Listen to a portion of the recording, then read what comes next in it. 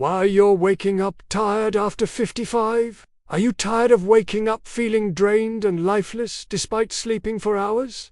If so, you're not alone. There's a profound biological shift that occurs after 55 that often leads to fragmented, unsatisfying sleep. But here's the good news. By understanding the root causes and adopting proactive measures, you can reclaim your mornings and embrace a new chapter of vitality. Welcome back to our channel, where we prioritize your well-being and unlock the secrets to a healthier and happier life. Let's embark on this enlightening journey together. Ahmed, a man of 62, finds himself waking up daily at 7 o'clock, yet his mornings are far from invigorating. Each day brings the same struggle as if he hadn't slept a wink the night before. His eyes are heavy, his body sluggish, and his mind foggy. At first, he attributed it to insufficient sleep. But when this persisted day after day, he knew it was something else. A nagging feeling that he couldn't quite put his finger on. He finally decides to visit his doctor. The doctor greets him with a warm smile and says, "Ahmed, did you know that after the age of 55, your body produces less melatonin?" This revelation caught Ahmed off guard. He had no idea that his sleep patterns were changing so subtly yet profoundly. The doctor further explained that as we grow older, our bodies gradually lose their natural sleep rhythm. When melatonin levels drop, sleep becomes lighter and less deep. Even if you sleep 7 hours, your body doesn't benefit the same way it used to. But the story didn't end there. One evening, Ahmed's wife gently tells him, "At night, your snoring gets really loud, and sometimes it sounds like you stop breathing for a moment." Instead of brushing it off, Ahmed decides to pay attention. He goes to a sleep clinic and undergoes some tests. The results reveal a concerning issue. Sleep apnea? The doctor explains that this condition causes the breathing to stop for short moments during sleep, forcing the brain to repeatedly wake the body up to restore breathing. However, the person usually doesn't notice and continues sleeping in a disturbed, shallow state. Meaning, the body is asleep, but real, deep sleep isn't happening. Ahmed, puzzled by this discovery, ponders how this affects his daily life. The doctor assures him that this condition can be managed and controlled. Ahmed diligently follows the recommended treatments and begins to notice positive changes in his sleep quality. That's not all. One night, unable to sleep, Ahmed finds himself wide awake at 3 a.m. He lies in bed, his thoughts racing. The silence of the night amplifies his racing heartbeat. Minutes turn into an eternity as he grapples with sleeplessness. Frustrated and disheartened, he thinks to himself, "How can I stop my mind from thinking at night? It's like it refuses to sleep."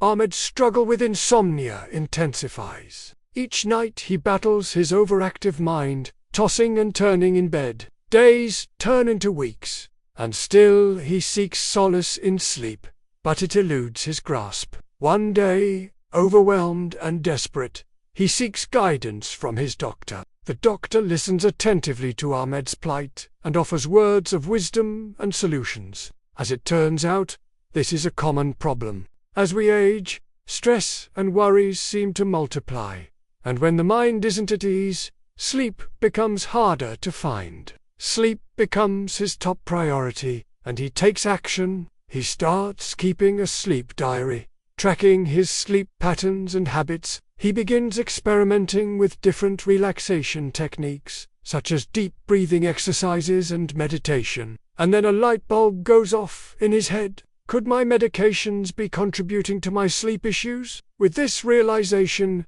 he decides to take charge of his health and consult his doctor once again. "I'm taking multiple medications for high blood pressure, diabetes, and pain. Could these be affecting my sleep?" The doctor reviews Ahmed's medications and explains, "It's possible that some of your medications are affecting your sleep, like beta blockers, steroids, or certain painkillers. Ahmed has no idea that the pills he depends on could be part of his problem. This was the beginning of Ahmed's story, as he starts to realize that morning fatigue isn't just a result of old age, but internal changes happening inside his body and mind. And when he started sleeping at 10 p.m. and waking at 7 a.m., his body gradually adjusted and calmed down naturally. He no longer felt heaviness in his eyes. Even his mood in the morning became calmer and more content. Ahmed smiles at his wife and says, "Alhamdulillah, it feels like I've reclaimed my mornings." One quiet evening, Ahmed sits with a cup of chamomile tea, reflecting on his situation. He thinks to himself, "I don't want to spend the rest of my life exhausted. I need a change. But where do I start?" And then he remembers the doctor-esque first piece of advice. Fix your sleep and wake-up times every day, even on weekends. So Ahmed begins sleeping at 10 p.m. and waking up at 7 a.m. Even on holidays. It's difficult at first, but after a week, he starts noticing a small improvement. Then he reads that artificial light at night from phones and TV can block melatonin production. So he decides to stay away from screens an hour before bed and starts reading a light book or listening to calm Quran recitations. And over time, he begins feeling naturally sleepy. One morning, he tells himself, "I don't move around enough. Maybe if I exercised a little, I'd sleep better." So he starts walking every day after Hesar prayer for 20 minutes. It isn't tiring. It's light and refreshing. And after just a few days, he notices he's falling asleep faster and waking up with more energy. But he doesn't stop there. He asks his doctor, "Are there foods that can help with sleep?" The doctor smiles and says, "Yes. Try foods rich in magnesium like bananas, a handful of almonds, or a cup of warm milk before bed." And from that night on, Ahmed begins having a small cup of warm milk with a little cinnamon. The result is wonderful.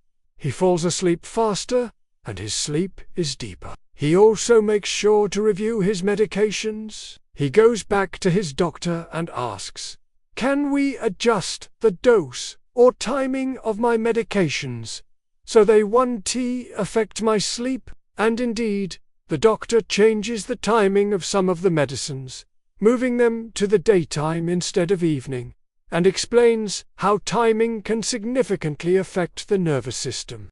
After a few weeks of these simple changes, Ahmed notices something amazing. He starts waking up a few minutes before his alarm.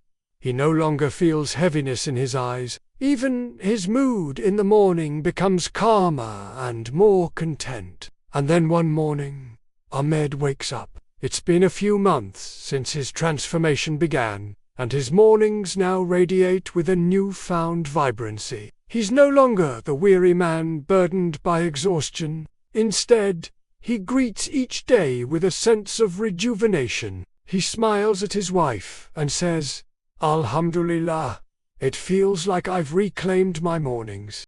This was Ahmed's story, and it might be yours too. Not all these causes might apply to you, but there's always a small step you can start with tonight. Dim the lights, put your devices away before sleep, take a little walk, and ask your doctor about your medications. And remember, sleep isn't a luxury, it's a remedy. The more you take care of it, the more it grants you health, peace, and sharper memory. Would you like us to share part 3? In it, we'll share practical, proven tips to help you sleep deeply starting tonight. And Ahmed says, "I spent months exhausted from poor sleep, but when I started with small steps, my life changed." And he adds, "Now, I'll share what truly worked for me. Try them one by one, and you'll notice the difference, God willing." 1.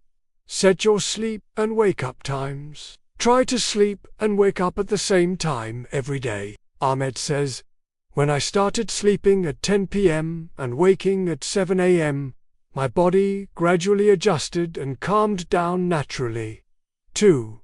Lower the lighting at night. Bright lights and phone screens keep your brain too active.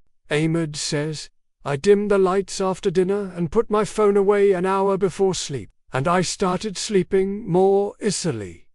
3.